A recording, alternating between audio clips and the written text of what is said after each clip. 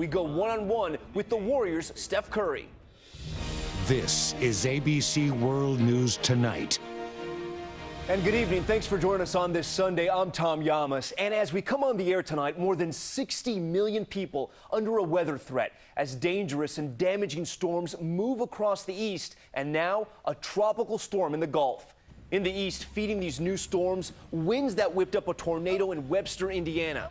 The stormy weather hitting Texas first. More rain this weekend near Houston, adding to the flooding disaster there. The maps show the stretch of these storms affecting some of the country's biggest cities. And tonight, Tropical Storm Colin has now formed in the Gulf, and it is gaining strength. Meteorologist Rob Marciano standing by, but first, ABC's Eva Pilgrim in the center of the storm, starting us off. The system taking aim at the East Coast right now, already spawning this tornado in Indiana and leaving destruction in its path in Iowa. A shed ripped to pieces scattered across this field. In western Pennsylvania, high water trapping people inside their homes this weekend. Their only way out, on a rescue boat. In the south, a funnel cloud dropping down in Mississippi, and Mother Nature lighting up the Georgia sky. Strong winds pulling up trees and snapping them in half. And in flood-plagued Texas tonight, Army officials now identifying 8 of the 9 soldiers killed when floodwaters swept their tactical vehicle off the road. Among the dead, a staff sergeant serving 4 tours in Iraq and Afghanistan, a West Point graduate, and 20-year-old Private Ray Loren Gates. She was just such a beautiful, beautiful young lady, and it just grieves me to my heart to know this has happened. Texas finally getting a much-needed break from the rain, but not before 8 inches came pouring down in just 3 hours' time in Houston. Homeowners still not able to go home, but trying to get a glimpse of what's left. I want to see if there's something that I can salvage, and I just can't go inside the house. These storms now pushing east toward major cities. A severe thunderstorm watch is in effect from Charlotte, North Carolina, all the way to New York. Some of the worst weather expected right here in Pennsylvania. Tom? Eva, thank you. ABC senior meteorologist Rob Marciano joins us now. And Rob, we just saw there in Eva's live shot the storm right over Philly in New York. Yeah, it just crossed the Delaware River, and some of these storms have winds to over 60 miles an hour. You see the pink area, that's the severe thunderstorm watch. But New York City, the tri-state area, about to get slammed with some severe weather, some hail, a tornado not out of the question. This all pushes off to the east overnight tonight. By 7 a.m., it's pretty much clear, but the southeast will still see some storms, I think, throughout the day tomorrow. Speaking of storms, Tropical Storm Colin, newly named by hurricane hunters just a few minutes ago. It's about 450 miles southwest of Tampa, but heading in that direction, should make landfall sometime during the day tomorrow. But don't pay attention to the track. Everything to the east, that's where the high impact is. Wind, rain, possibly tornadoes. This is the 3rd named storm so far this year. That's the earliest on record, Tom. Very active. All right, Rob, thanks so much. Now in the west, extreme heat is fueling a wildfire northeast of Los Angeles. Take a look at this. Firefighters rushed to battle the flames as thousands of people fled their homes. Tonight, some of the mandatory evacuation orders have been lifted, but the fires are still burning. ABC's Lauren Lister on the fire line. Tonight, it is all hands on deck in these California hills after fast-moving flames forced residents out of their homes in the middle of the night. It's very hazardous work down there. 3,700 homes evacuated, 500 acres charred so far, and the fire now 75% contained. Helicopters have been dropping water on these hills all day long, but fire officials say it's going to take boots on the ground with shovels and hoses to really make sure this fire's out. 400 firefighters tackling the blaze on foot, fending off flames. Witnesses say a truck slammed into this power pole, knocking it down, a transformer exploding, sparking the fire. Some residents still being kept from their homes. Do you know when you get to go back home? No. How does that make you feel? Uncomfortable. Others, like the man who shot this video, taking a sigh of relief tonight. The fire skipping his family's home. There were flames right in the trees coming up to the asphalt. So I felt like I was driving through hell. But the town, including its most famous residents, the Kardashians, rattled by the flames. Raised in Calabasas. There's a fire next to my house. Take a look at where the fire has been contained. You can see the contrast between ash and brush.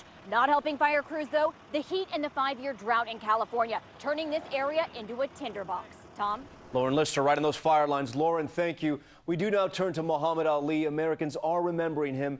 And tonight, the champion has come home. A A short time ago, a plane carrying his body touched down in Louisville, Kentucky, where his funeral will take place later this week. ABC's Ryan Smith is there with the tributes and the memories tonight. Tonight, a solemn procession. Muhammad Ali being driven through the streets of his beloved hometown. A growing memorial there mirrors the sorrow, words of love and loss. Mourners of all generations coming to salute their hero. Ali's brother Rahman becoming emotional at a church service here today. The funeral's details planned by Ali himself. Thursday's private service for immediate family, followed by a massive public tribute on Friday. A funeral procession will go down Muhammad Ali Boulevard, then an interfaith memorial service. Former President Bill Clinton and Billy Crystal to deliver eulogies. Ali, especially fond of Crystal's impersonations, this one at the champ's 50th birthday party. I'm still so fast, I can turn out the lights in my bedroom, be in the bed before the room gets dark. Fans and friends tonight packing his childhood home.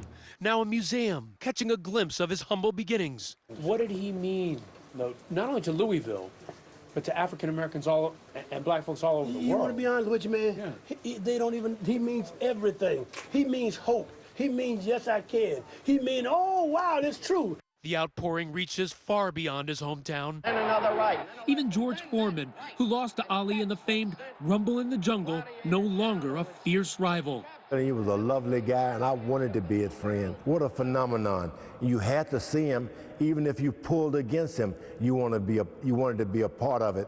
He had it all. Tonight, an interfaith service will be held at a local mosque, one of many events in what will be a week-long farewell to the champ.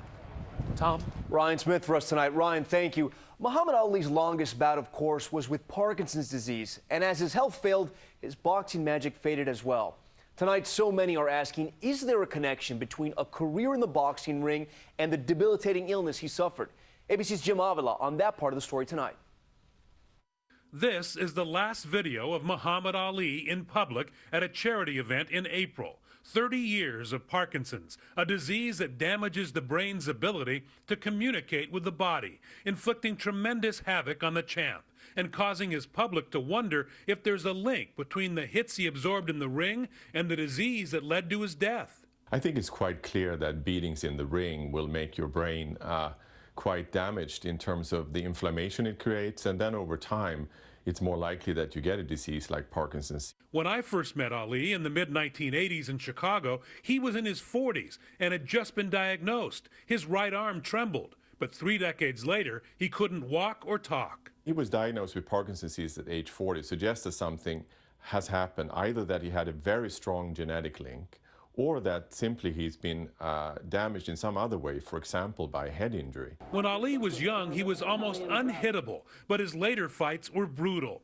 Frazier nearly killed him. Norton broke his jaw with one punch. Foreman pounded him in the famous Rumble in the Jungle.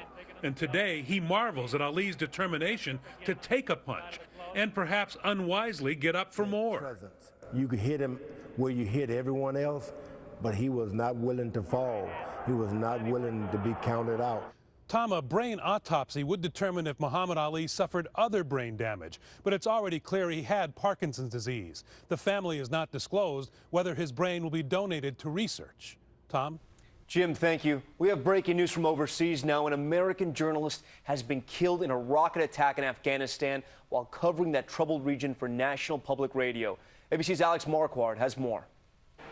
The devastating news came in tonight. The NPR team had been traveling through Afghanistan's dangerous southern Helmand province. The car carrying award-winning photographer David Gilkey and interpreter Zabihullah Tamana was hit by an RPG. Both were killed. NPR correspondent Tom Bowman, who covers the Pentagon, was in another car. Tonight, we're told he is safe and unharmed. The pair was back in Afghanistan, where they'd been many times to cover America's longest war. This attack, a dark reminder of the ever-present dangers faced by not just those fighting, but reporting as well. Gilkey had covered major stories around the world, from Gaza to the Philippines to Haiti. I mean, it's hard, but you can't get caught up in it and become part of it. You still need to maintain your state of mind that you are helping tell this story. In 2011, the White House Photographers Association named Gilkey Still Photographer of the Year, and an investigation on veterans and brain injuries won him the coveted George Polk Award. David Gilkey is being remembered tonight not just for his many years as a globe-trotting and talented photographer, but also for the courage he displayed and the passion he brought to each story he covered. Tom? Alex, thank you. And some progress to report in the battle against ISIS. Iraqi military officials say they have taken back areas around the city of Fallujah, an ISIS stronghold. The U.S. has been supporting the two-week assault with airstrikes, but the center of Fallujah is still out of reach because ISIS is using tens of thousands of civilians who live there as human shields. Back here at home now to a police officer killed while on duty in Memphis, and tonight a suspect is charged in his death. Officer Verdell Smith was an 18-year veteran of the force and a father of three. He was struck on the street by a suspect driving a stolen car while trying to get away after allegedly shooting 3 people. Tonight, that suspect is facing multiple charges, including first-degree murder. We do move on now to politics. 2 days to major primaries that could determine the Democratic nominee. Hillary Clinton with the delegate math on her side, but still being challenged by Senator Bernie Sanders. This as Donald Trump is refusing to back down on that claim that a Mexican-American judge is biased against him, tonight going even further. ABC's David Wright on the campaign trail.